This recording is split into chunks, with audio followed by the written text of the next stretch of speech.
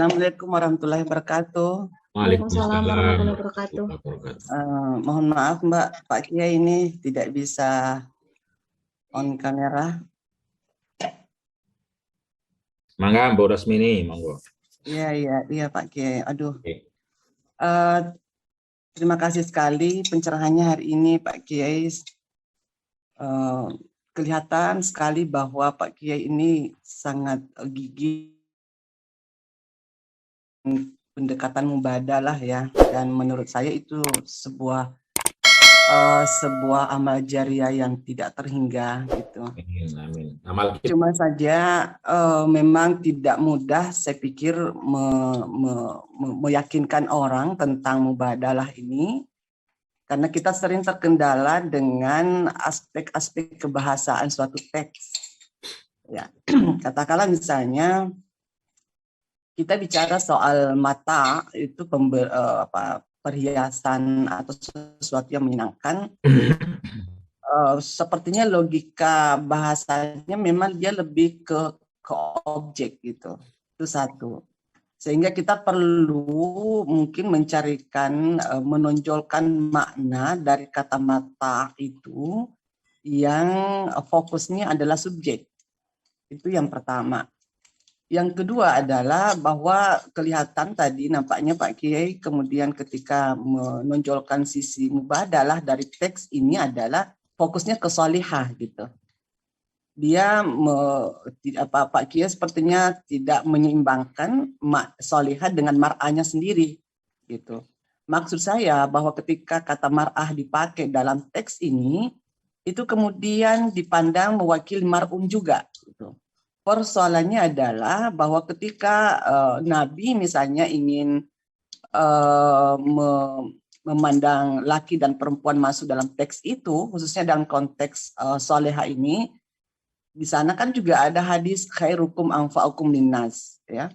Ada lagi hadis khairukum ahsanukum khuluqa, ya. Sehingga ketika kemudian ada hadis khairu mata'iha almar'atu salihah, saya mencurigai tanda petik memang ada hal yang perlu diekspos dari ini yang titik beratnya adalah perempuan itu sendiri gitu. Semoga saja saya kemudian salah ya. Saya masih juga mencari bagaimana kata mata ini digiring menjadi sebuah kata yang berorientasi subjek begitu. Karena kemudian ketika kita ingin mengabaikan mar'atun sebagai sesuatu yang sentral dalam hadis ini, maka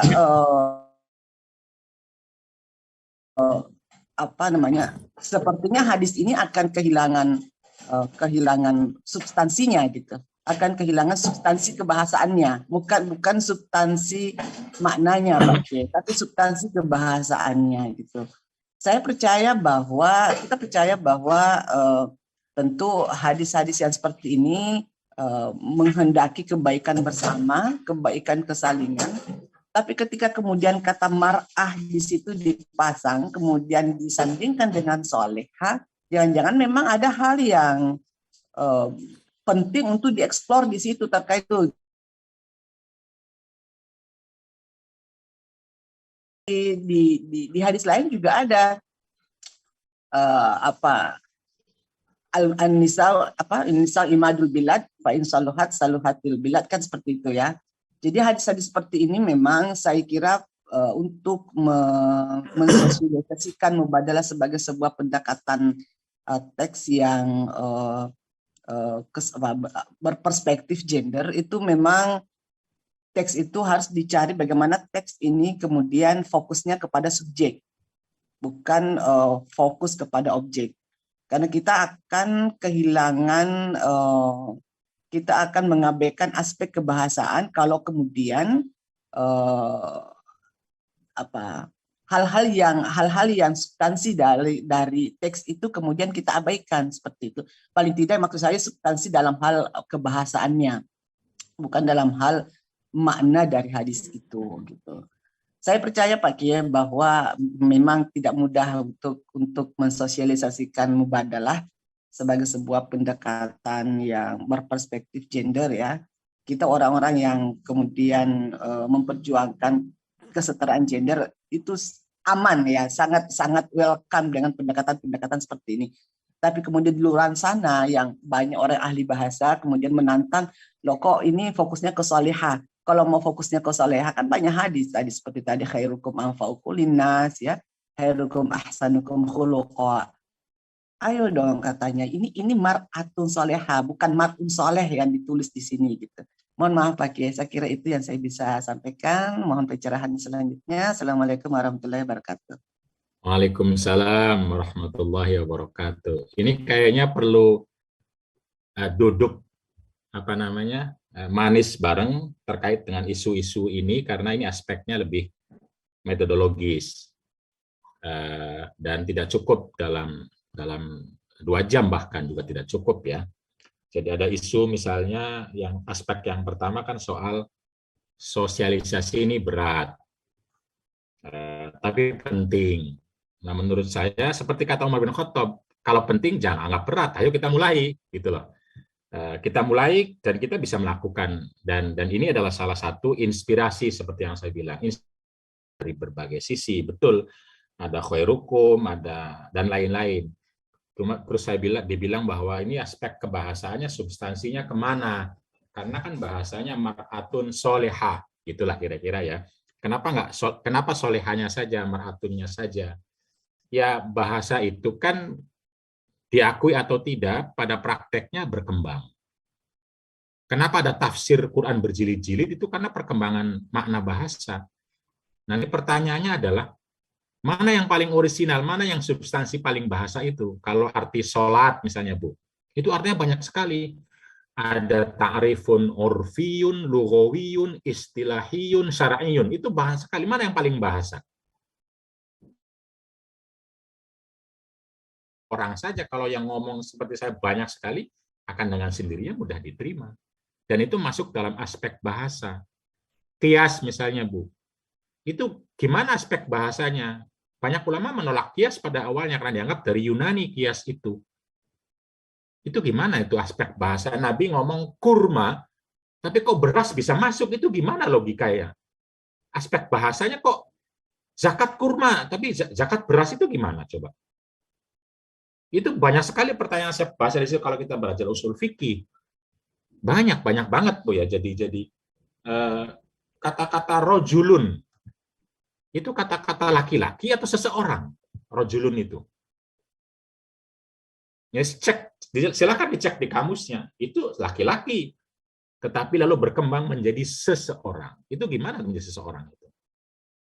Nah, saya ingin mendorong bahwa mar'atun itu kalau kita menggunakan hadis-hadis yang lain, karena dia ada predikatnya, dan kita menggunakan ayat-ayat yang lain, maka mari kita fokus bareng kepada predikatnya, agar supaya semua disapa.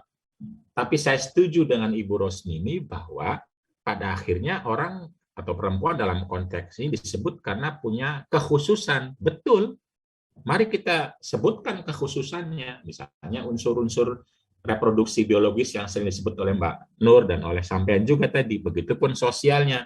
Tapi lagi-lagi kan itu tafsir kita, inspirasi kita gitu. Karena hadisnya tidak bilang soal biologis, tidak bilang soal reproduksi, tidak. Tapi inspirasi kita.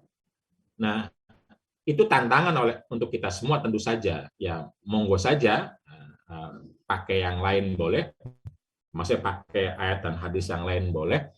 Kalau saya kan ingin mengenalkan pendekatan yang lebih mudah, yaitu dilarikan kepada akhlak dan rahmatan lil alamin dengan mengambil substansi makna, yaitu predikatnya. Dan ini terjadi dalam berbagai aspek. Tapi kalau aspek perempuan sulit sekali. Sulit sekali. Tapi kalau aspek ekonomi, Ibu, silahkan cek. Hadisnya itu pendek, ayatnya pendek, tapi maknanya luas. Melebihi aspek bahasanya. Melebihi aspek bahasanya. Jadi dicek aja, apalagi sekarang ya. Sekarang kita sudah punya internet. Gitu. Misalnya adalah internet bahasa Arabnya apa?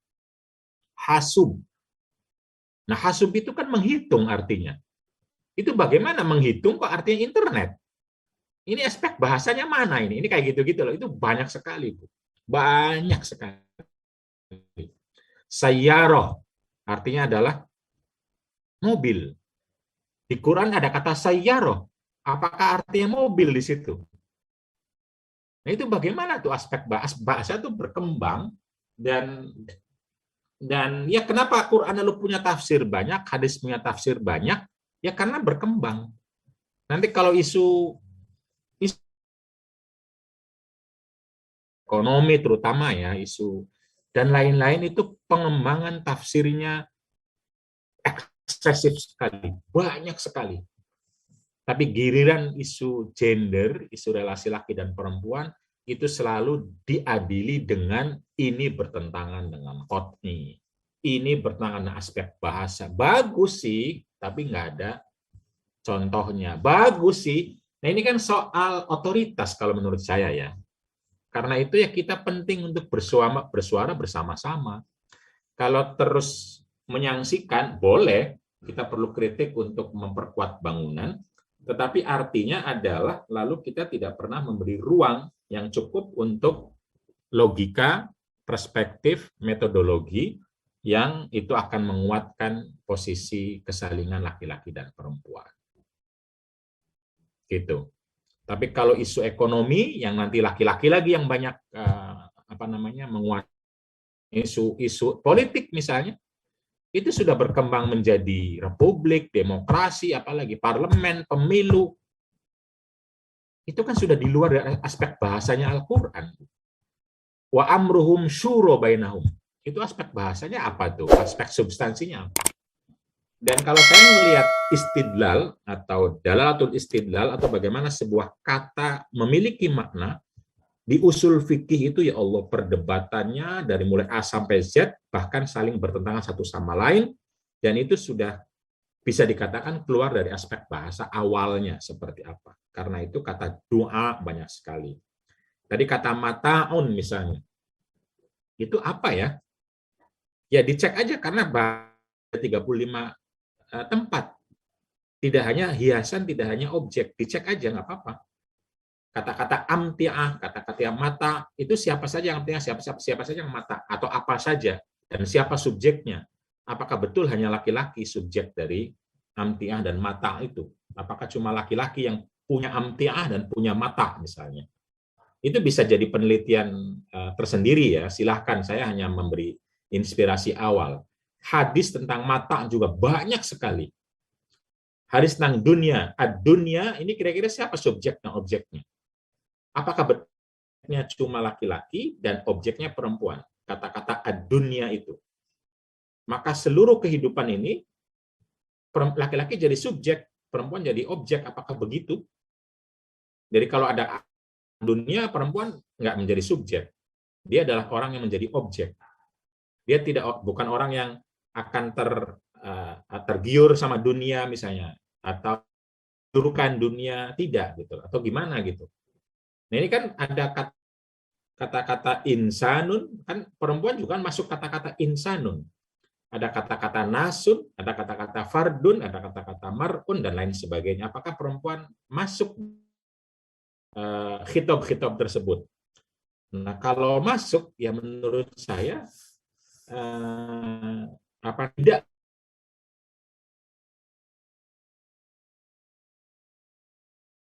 bahasan itu.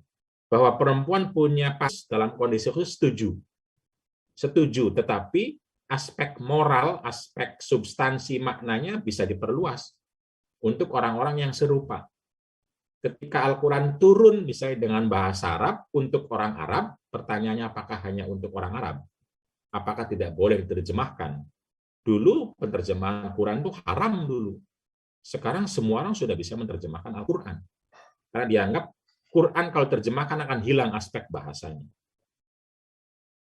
Itu kan silahkan dicek di Ulumul Quran, Bu. Semua ulama dulu mengharamkan terjemahan Quran dulu.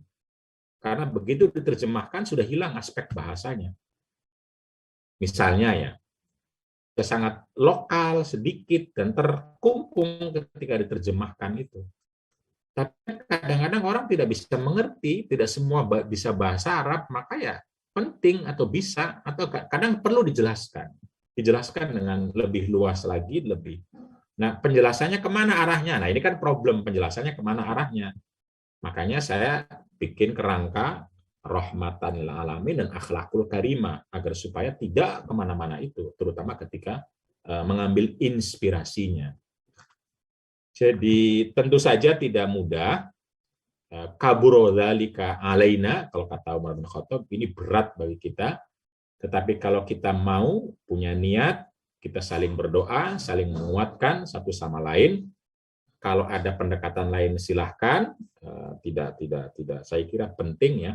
Tapi kalau ini dianggap bermanfaat, dianggap membuka kemungkinan, ya monggo atau mari kita lakukan dengan niat betul-betul ingin mewujudkan visi Islam yang rahmatan lil alamin dan akhlakul karimah. Untuk memastikan betul-betul Islam itu damai, sejahtera untuk laki-laki dan perempuan, sehingga permintaan menjadi soleh itu tidak hanya kepada perempuan, tapi kepada laki-laki. Kan itu intinya. Bahwa perempuan harus lebih banyak difasilitasi agar benar-benar soleh, misalnya karena dia punya reproduksi, ya setuju, tapi itu juga adalah tafsir baru dalam tanda kutip ya. Tetapi selama itu untuk kebaikan, untuk kemaslahatan, ainama wajadaha iltaqotoha, atau kalau kita menemukan sesuatu yang membuat orang lebih nyaman, lebih baik, dan itu adalah hak kita untuk melakukan itu, dan bagian dari akhlakul karimah dan rahmatan lil alamin. Tetapi kalau kita ingin mendalami lebih lagi tentang metodologi, tentang aspek bahasa, tentang bagaimana lalu mubadalah menjadi bagian dari pengembangan sebuah makna, itu sejarahnya dalam qiraah mubadalah saya sebutkan ya, sejarah bagaimana sebuah makna itu sebuah lafaz itu mencakup sebuah makna, itu apa saja yang lahir. Walau bagaimanapun kalau mau jujur, itu harusnya hanya untuk komunikasi pada saat itu. Begitu pindah kepada komunitas lain, masyarakat lain, konteks lain, maka dia memerlukan perangkat-perangkat lagi bagaimana agar dia dipahami pada konteks itu. Karena kalau tidak akan sulit gitu loh. Akan sulit. Misalnya haji jalan kaki, haji naik kuda. Itu gimana tuh memahaminya pada konteks sekarang? Nah, kita kan nggak ngelihat kudanya, nggak ngelihat kakinya, ngelihat jalannya gitu loh. Berjalannya, sampainya. Pakai apa ya? Pakai apa saja. Gitu. Visa misalnya. Quran mengatakan jangan halangi orang yang mau haji. Itu visa menghalangi orang naik haji nggak itu? Visa itu, karena orang sulit dengan visa itu. Misalnya, bagaimana jangan menghalangi, lalu kita Saudi membuat aturan visa. Itu menghalangi atau mengatur.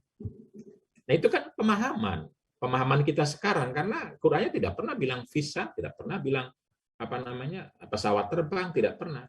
Tapi kalau untuk isu-isu itu selesai sebesar apapun. Demokrasi dengan segala sistemnya itu relatif selesai, relatif ya, walaupun ada pertentangan dan perdebatan.